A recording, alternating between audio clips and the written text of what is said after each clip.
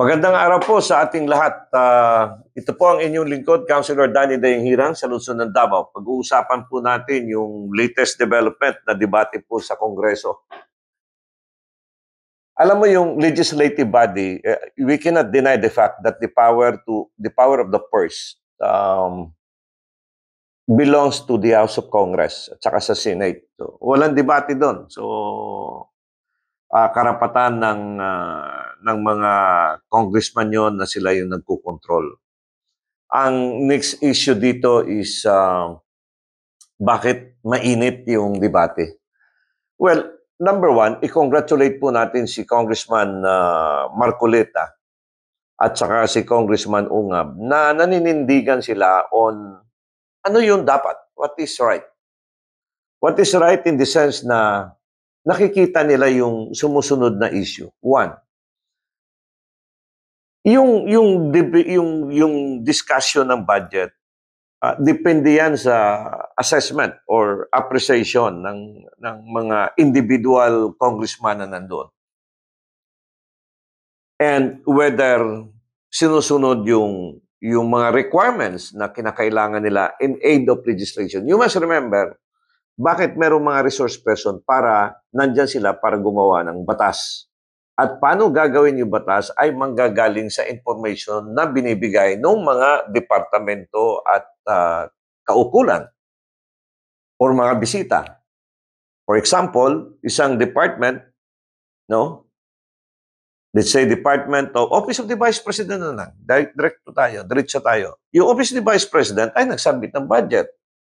Ito ay the fact that it was submitted ay paggalang, respect. Nag-attend si Vice President Sara, nandun siya.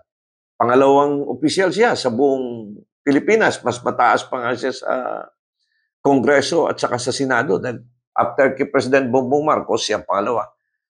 But hindi siya nagpadala ng representative. Siya mismo pumunta sa Senate at saka sa Kongreso. So anong lesson doon?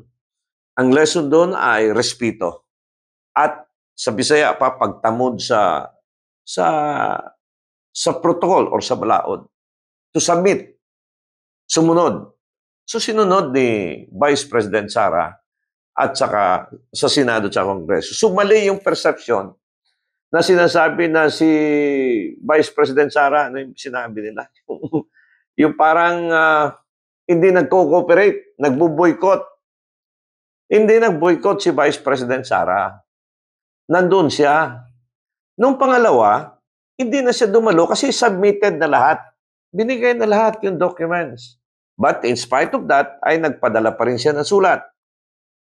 Sulat na hindi siya makakalalo at sinasabi niya doon, nandun na lahat yung mga dokumento na nga pangangailangan para desisyonan in aid of legislation.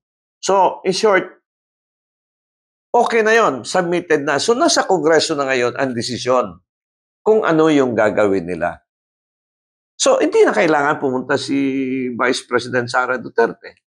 Alam mo, ang negative side dito, pag nandun si Vice President Sara Duterte, mag-aaway na naman yan. Babanatan siya. Ito, kahit yung mga tanong-tanong. Makikita mo naman sa Kongreso, yung mga bisita dyan, talagang dinidiin, no? You cannot do that to Vice President Sara because she is a lawyer. Not just being a lawyer, she was elected by 31 million Filipinos or 32.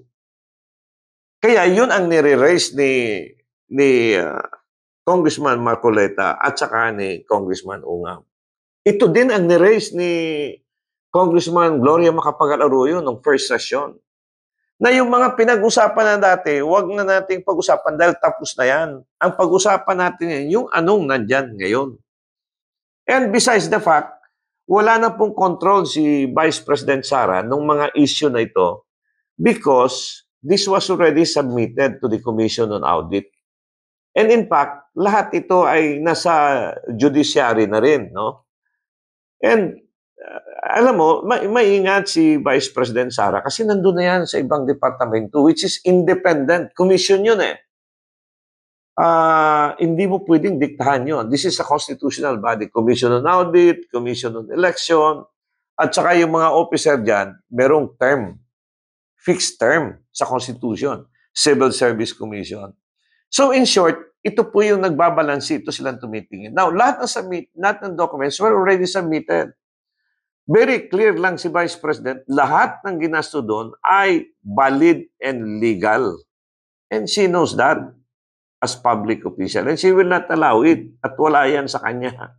Very strict yan siya dyan. So, ang nakikita lang is magiging political. At pag nagiging political, upaka siya dyan, mag-aaway. The same ngayon ang nangyari dito kay Congressman Marcoleta at saka kay Congressman Ungab. Na nakipagdebate sila. Meron nga budget ng Office of the President. Ilang minuto lang o ilang oras inaprubahan. Ganun lang yan eh. Pag wala ka namang question at satisfied ka, okay na. But merong isang caveat dito na sinasabi na yung tradition. Ibig sabihin, there's a presumption of regularities dito sa mga office. Kaya makikita mo dyan, in the past, ang dali aprubahan ng budget ng Office of the Vice President. Dahilan, maganda pa yung relasyon. So, in public service kasi, it's not a person. It's not presidente ka ba or vice president ka ba, but what is the practice? What is the tradition? And assuming, i-set aside natin yung practice or tradition dahil sa political nagbago.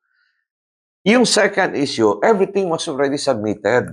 Parang pumunta ka sa isang municipal council, sir, sinabit ko na lahat nandiyan na, desisyonan nyo na lang, hindi na ako mag-participate, nandiyan na yan eh. Sinabit na namin. In fact, dumating pa ako dito last time. Kasi, pag nandun siya, being politician, at ito hindi naman natin matatago, talagang sisirain ka, upakan ka. Of which ayaw ng Vice President. So, yun po yung nangyari at makikita ninyo dito sa pinalabas ko na video kung paano yung debate doon. Paano kainit at bakit itong mga ganito ay nangyayari lamang sa opisina ng Vice President.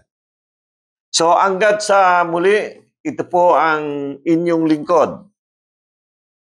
Councilor Danny Dayanghirang, ang ganda ng Pilipinas. Malin po natin ito. God bless Philippines. Maraming salamat po. A political analyst, Danny Dayanghirang, shares his commentaries and analysis on the latest issues. As a veteran public servant, offering his insights and critical thinking. As an educator, he speaks the truth that matters. Our seasoned legislator, Danny Dayanghirang, is live every Monday, Wednesday, and Fridays at 6:30 to 7:30 p.m. via Facebook. Follow us on our social media platforms for more details.